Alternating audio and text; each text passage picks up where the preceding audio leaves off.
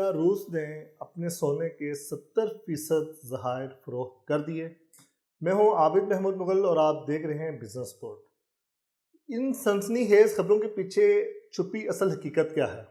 موجودہ دور میں یہ خبر جنگل کی آگ کی طرح پھیل گئی، خاص طور پر جب معاملہ عالمی منڈیوں اور بڑی طاقتوں کے سرمایہ کا ہو۔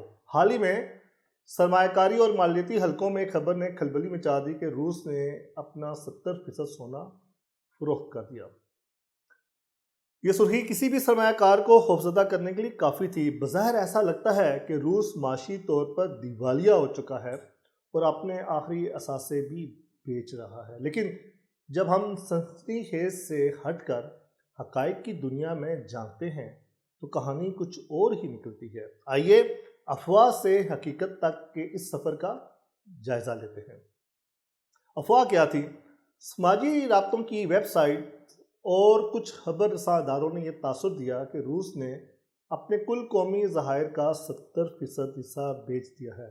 منڈی میں یہ خوف پھیل گیا کہ شاید یہ سونے کی قیمتوں میں بڑی گراوٹ کا اشارہ ہے یا روس مکمل طور پر کنگال ہو چکا ہے۔ حقیقت کا آئینہ دو مختلف خزانوں کا فرق ہے۔ اس خبر کی تہہ تک پہنچنے کے لیے روس کے مالیاتی ڈھانچے کو سمجھنا ضروری ہے۔ روس کے پاس سونا رکھنے کے دو مختلف ذخائر ہیں۔ ایک ہے روسی مرکزی بینک، یہ روس کا محفوظ قلعہ ہے۔ یہاں ملک کے اصل بڑے اور طویل مدتی ذخائر پڑے ہوئے ہیں۔ قومی فنڈ برائے دولت نیشنل ویلتھ فنڈ یہ روس کا ہنگامی خزانہ ہے۔ یہ فنڈ خاص طور پر بجٹ کے خسارے کو پورا کرنے اور برے وقت جیسے تیل کی قیمتیں گرنا یا جنگی حالات کے لیے بنایا گیا ہے۔ اصل سچائی کیا ہے؟ روس نے جو سونا بیچا ہے وہ اس کے مرکزی بینک کا نہیں بلکہ اس کے ہنگامی فنڈ کا حصہ ہے۔ جی ہاں، یہ سچ ہے کہ اس محسوس فنڈ سے تقریباً 71% گولڈ اور چینی کرنسی یوان فروخت کی گئی ہے تاکہ ملکی اخراجات چلائے جا سکیں، لیکن اس کا مطلب یہ ہرگز نہیں کہ روس کا کل گولڈ یا سونا ختم ہو گیا ہے۔ اعداد و شمار کیا کہتے ہیں؟ اگر ہم جذبات کے بجائے عالمی گولڈ کونسل، عالمی مالیاتی فنڈ IMF اور دیگر معتبر اداروں کی تصدیق شدہ اعداد و شمار کو دیکھیں تو تصویر انتہائی مضبوط نظر آتی ہے۔ سونے کی طاقت روسی مرکزی بینک کے پاس اس وقت بھی تقریباً 2333 ٹن سونا موجود ہے۔ عالمی درجہ بندی کے لحاظ سے روس سونے کے ذخائر رکھنے والا دنیا کا 5واں بڑا ملک ہے، امریکہ، جرمنی، اٹلی اور فرانس کے بعد۔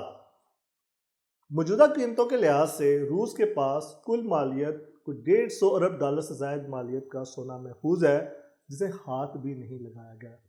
ان کی اسٹریٹجی یا حکمت عملی کیا ہے؟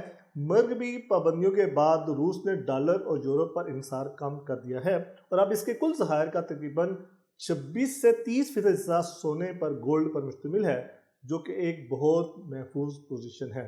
روس نے سونا کیوں بیچا؟ سوال یہ پیدا ہوتا ہے اگر روس کے پاس اتنا پیسہ ہے تو اس نے اپنے ہنگامی فنڈ کا سونا کیوں بیچا؟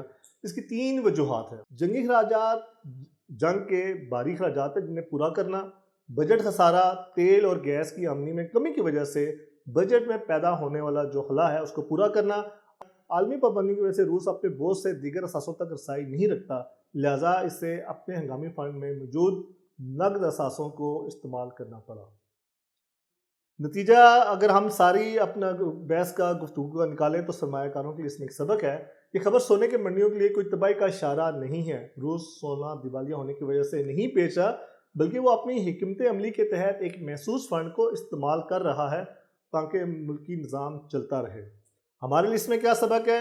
اگلی بار جب آپ ایسی کوئی سنسنی خیز سرخی دیکھیں تو خوفزدہ ہو کر اپنے اثاثے بیچنے سے پہلے یہ ضرور تحقیق کریں کہ کیا بیچا جا رہا ہے اور کس مد سے بیچا جا رہا ہے۔ حقائق بتاتے ہیں کہ روس کا خزانہ خالی نہیں ہوا بلکہ اس نے صرف اپنی جیب سے کچھ خرچہ نکالا ہے۔